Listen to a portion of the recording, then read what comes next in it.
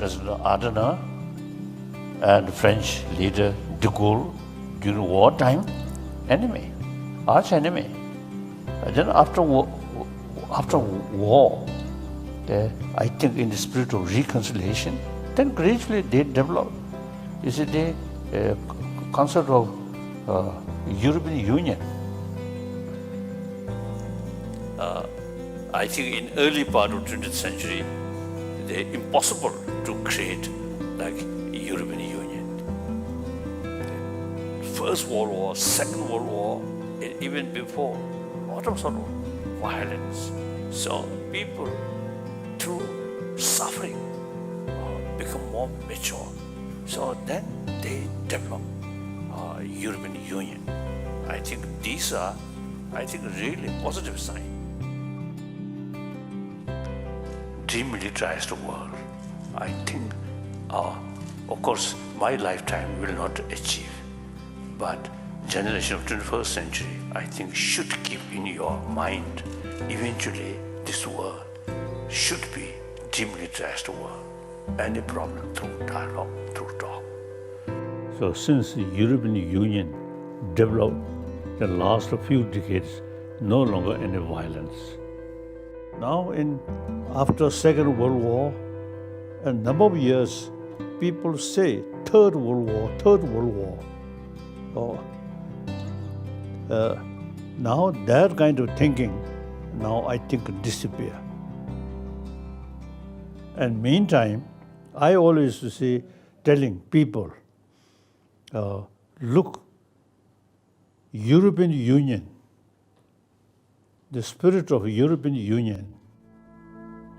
His Holiness the Dalai Lama is a great admirer of the European Union, a union of nations that were once arch enemies who later became friends and opted for cooperation instead of war. The union has ensured peace and stability in the region for over 70 years. It reaffirmed His Holiness's commitment to dialogue and peace.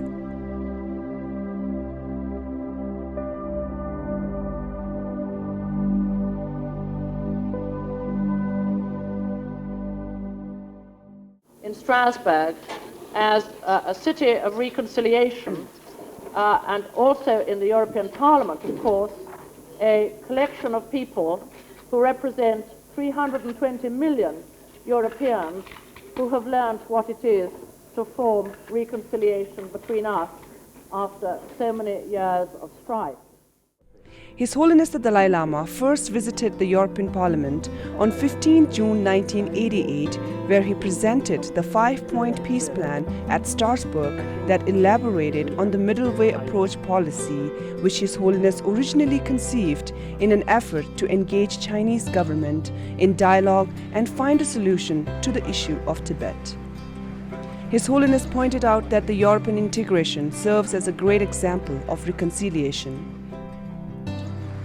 His Holiness was awarded the Nobel Peace Prize on 10th December 1989. We are living today in a very interdependent world. One nation's problem can no longer be solved by itself. Without a sense of universal responsibility, our very survival is in danger. I have therefore always believed in the need for a better understanding, closer cooperation, the greater respect among the various nations of the world. The European Parliament is an inspiring example. Out of the chaos of war, those who once were enemies have in a single generation learned to coexist and to cooperate. His Holiness the Dalai Lama has visited the European Parliament on 7 different occasions in the year 1988, in 1990, 1996, 2001, 2006, 2008, and in the year 2016. During an unofficial meeting in Brussels on 25th April 1990, His Holiness the Dalai Lama called for the withdrawal of Chinese troops from Tibet and urged for an increased Tibetan representation in the regional government. On 24th October 2001, the European Parliament officially welcomed His Holiness the Dalai Lama for a formal sitting in Strasbourg.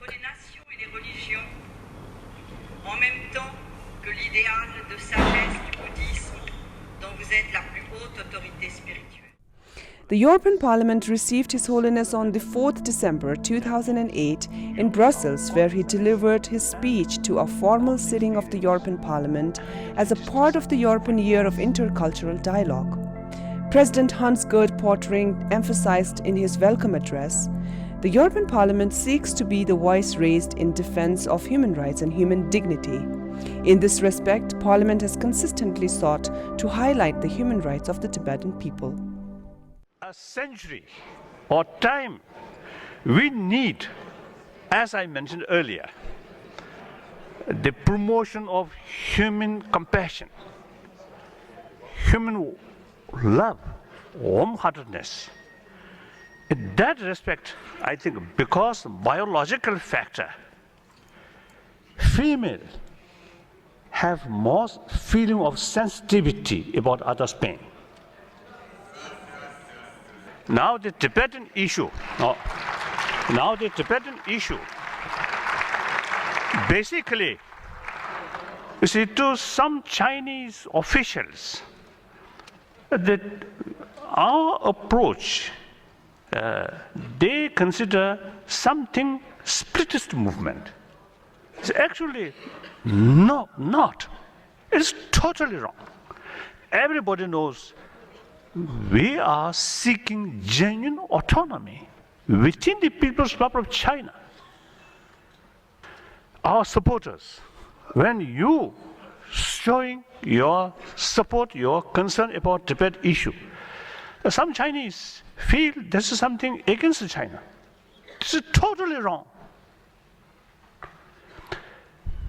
Actually, we are trying to make a contribution regarding promotion of harmonious society, stability, unity.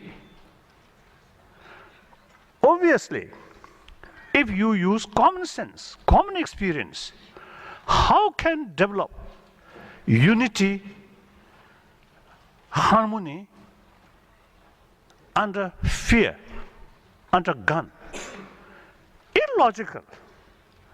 Genuine harmony, unity only come through trust, through mutual respect.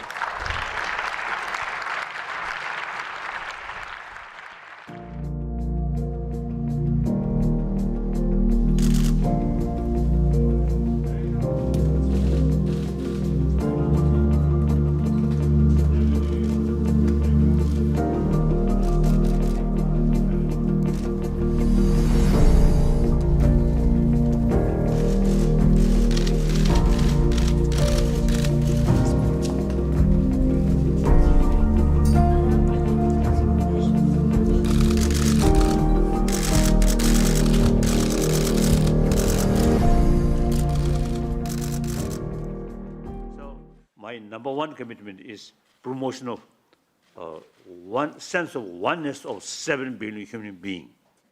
All major world traditions carry same message of love, compassion, forgiveness, tolerance, contentment, self-discipline. All major religious traditions.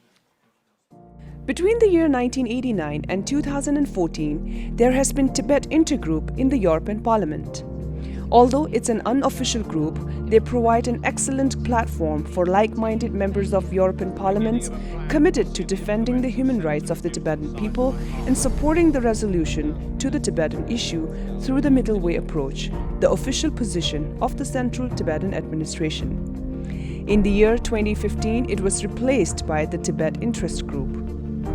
Moreover, the European Parliament has also expressed its support for Tibet on many different occasions by using various tools and instruments at its disposal, such as written or oral questions and statements, the annual report on human rights, hearings on China and/or Tibet by the Subcommittee on Human Rights or by the Foreign Affairs Committee. For instance, in June 2012, the European Parliament adopted a resolution on the human rights situation in Tibet, and in October 2011, it has adopted a resolution on self-immolations by monks and nuns in Tibet. We should always remember the idea of human rights. It's being forgotten, but we should always remind that wherever it comes to, because it's important that all the people have their rights granted. It's especially important with regard to the right to the information. Since 15 years, I am privileged to be the leader of European parliamentarians who support your middle way approach, Holiness the Dalai Lama. Every year we celebrate your birthday in Brussels, last week in the very famous Albert Hall. I'm happy to say that our work as a cross-party group reaches visible results. In February 2014, we celebrated our 100th TLG meeting with 300 participants from all over the world. We fight against torture, suppression and illegal imprisonment. In December 2015, the European Parliament passed a report on the EU-China relations. We successfully integrated a large number of amendments about the human rights situation, about environmental pollution, and the law on counter-terrorism. We published statements about the Tibetan uprising on the 10th of March 2016, and we were present during the demonstration on the Schuman Square in Brussels. And European Union and European Parliament have passed many resolutions on the issue of Tibet. Has been in the forefront as far as Parliament passing resolution. I think European Parliament has passed the most resolution on Tibet, perhaps ahead of United States also.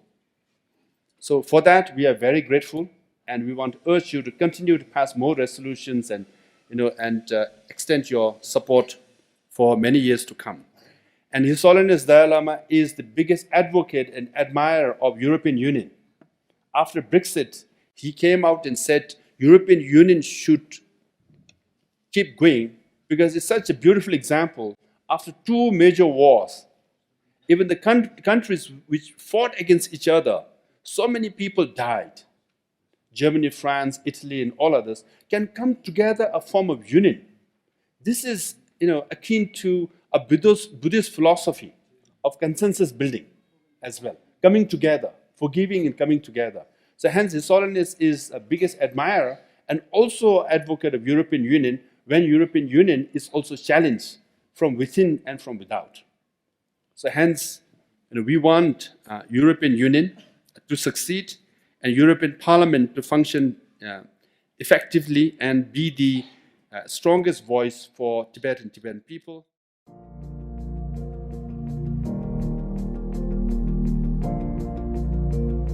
The European Union has been consistently raising the issue of deterioration of human rights in Tibet with China on all available platforms, including Human Rights Council, bilateral annual human rights dialogues, and during the summits with China. There are increasing voices in the European Union calling China to respect the succession of His Holiness the Dalai Lama and the Panchen Lama in accordance with the Tibetan Buddhist norms. We raise a number of important human rights issues, including the situation in Xinjiang and Tibet, and also raise an important number of individual cases. Of the European Council, President Juncker of the European Commission, and Premier Li of the People's Republic of China. First, I invite President Tusk of the European Council to take the floor. We support China's ambitious reform process and have no doubt that it will be a success. We also discussed how we could further improve cooperation on human rights at the bilateral and international level.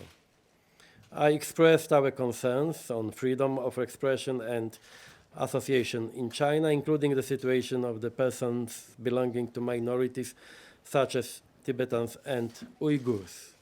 In that context, I have encouraged China to resume a meaningful dialogue with the Dalai Lama's representatives. But let me reiterate that for the European Union, human rights and fundamental freedoms are non-negotiable.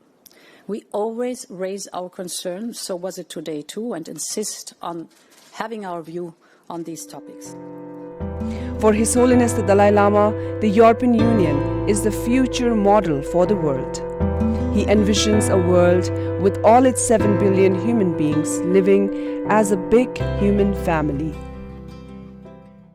So I often, you see, expressing the same spirit of European Union, I think eventually should start in Latin America and also in Africa, not whole Africa. Firstly, Northern Africa, then Central Africa, and then Southern Africa, like that.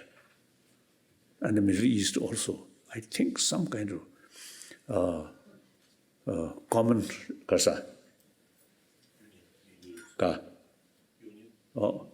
union.